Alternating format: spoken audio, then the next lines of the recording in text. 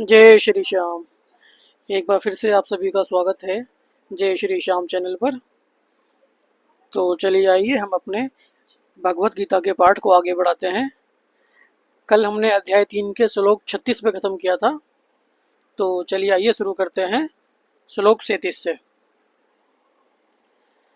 श्लोक 37 में श्री भगवान ने कहा, हे अर्जुन, इसका कारण रजोगुण के संपर्क से उत्पन्न काम है, जो बाद में क्रोध का रूप धारण करता है और जो इस संसार का सर्वभक्षी पापी शत्रु है।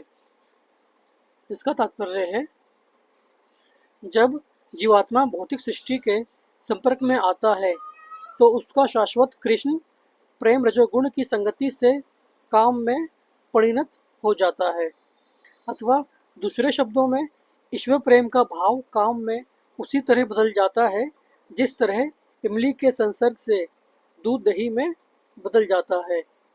और जब काम की संतुष्टि नहीं होती तो ये क्रोध परिणत हो जाता है। क्रोध मोह में और मोह इस संसार में निरंतर बना रहता है। अतः जीवात्मा का सबसे बड़ा शत्रु काम है, और ये काम ही है जो विशुद्ध जीवात्मा को इस संसार में फंसे रहने के लिए प्रेरित करता है। क्रोध तमोगुण का प्रकटय है। ये गुण अपने आप को क्रोध तथा अन्य रूपों में प्रकट करते हैं। अतः यदि रहने तथा कार्य करने की विधियों द्वारा रजोगुण को तमोगुण में न गिरने देकर सतोगुण तक ऊपर उठाया जाए तो मनुष्य को क्रोध में पतित होने से आध्यात्मिक आसक्ति के द्वारा बचाया जा सकता है। अपने नित्य वर्धमान चिदानंद के लिए भगवान ने अपने आप को अनेक रूपों में विस्तारित कर लिया, और जीवात्माएं उनके इस चिदानंद के ही अंश हैं। उनको भी आंशिक स्वतंत्रता प्राप्त है, किंतु अपनी इस स्वतंत्रता का दुरुपयोग करके जब वे सेवा को इंद्रिय सुख में बदल देती है तो वे काम की चपेट में आ जाती है। भगवान ने इस सृष्टि की रचना जीवात्माओं के लिए इन काम पूर्ण रुचियों की पूर्ति हेतु सुविधा प्रदान करने की निमित्त की, और जब जीवात्माएं दीर्घकाल तक काम कर्मों में फंसे रहने के कारण पूर्णतया उपजाती है तो वे अपना वास्तविक स्वरूप जानने के लिए जिज्ञासा करने लगती है। यही जिज्ञासा वेदांत सूत्र का प्रारंभ है, जिसमें यह कहा गया है, मनुष्य को परम तत्व की जिज्ञासा करनी चाहिए।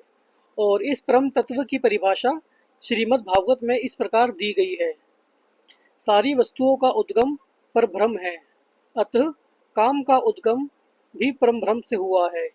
यदि काम को भगवत प्रेम में या कृष्ण भावना में परिणत कर दिया जाए, या दूसरे शब्दों में कृष्ण के लिए ही सारी इच्छाएं हों, तो काम तथा क्रोध दोनों ही आध्यात्मिक बन सकेंगे। भगवान राम के अनन्य सेवक हनुमान ने रावण की श्रवणपुरी को जलाकर अपना क्रोध प्रकट किया, किंतु ऐसा करने से वे भगवान के सबसे बड़े भक्त बन गए। यहाँ पर भी श्री कृष्ण अर्जुन को प्रेरित करते हैं कि वह शत्रुओं पर अपना क्रोध भगवान को प्रसन्न करने के लिए दिखाए। अतः काम तथा क्रोध कृष्ण भावनामृत में प्रयुक्त होने पर हमारे शत्रु न रहकर मित्र बन जाते हैं। श्लोक 38।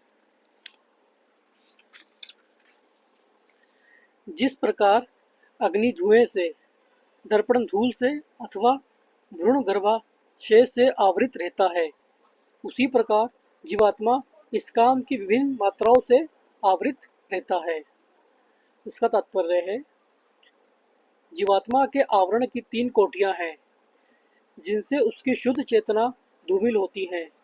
यह आवरण काम ही है, जो विभिन्न स्वरूपों में होता है, यथा अग्नि में धुआं, दर्पण पर धूल तथा भ्रूण पर गर्भाशय। जब काम की उपमा ध्रुव से दी जाती है तो ये समझना चाहिए कि जीवित स्फुलिंग की अग्नि कुछ कुछ अनुभवगम्य है। दूसरे शब्दों में, जब जीवात्मा अपने कृष्ण भावनामृत को कुछ कुछ प्रकट करता है तो उसकी उपमा धुएं से आवृत अग्नि से दी जाती है। यद्यपि जहाँ कहीं धुआं होता है वहाँ अग्नि का होना अनिवार्य है, किंतु प्रारंभिक अवस्था में अग्नि की प्रत्यक्ष अभिव्यक्ति नहीं होती। यह अवस्था कृष्ण भावनामृत के शुभारंभ जैसी है। दर्पण पर धूल का उदाहरण मन रूपी दर्पण को अनेकानेक आध्यात्मिक विधियों से स्वच्छ करने की प्रक्रिया के समान है। इसकी सर्वश्रेष्ठ विधि है भगवान के पवित्र नाम का संकीर्तन। गर्भाशय द्वारा आवृत भ्रूण का दृष्टांत असहाय अवस्था से दिया गया है, क्योंकि गर्भ स्थित शिशु इधर उधर हिलने के लिए भी स्वतंत्र नहीं रहता।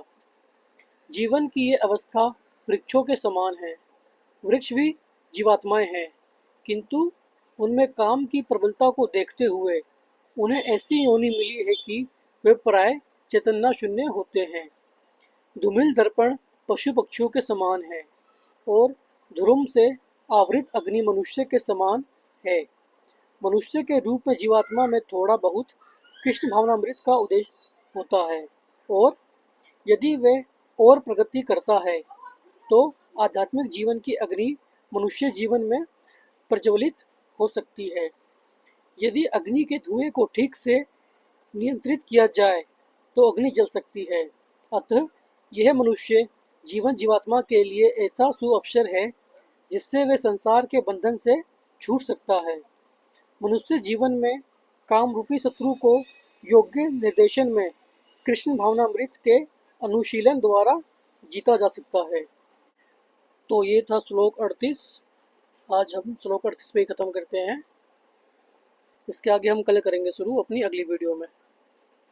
तो आज के लिए आप सभी से जय श्री श्याम।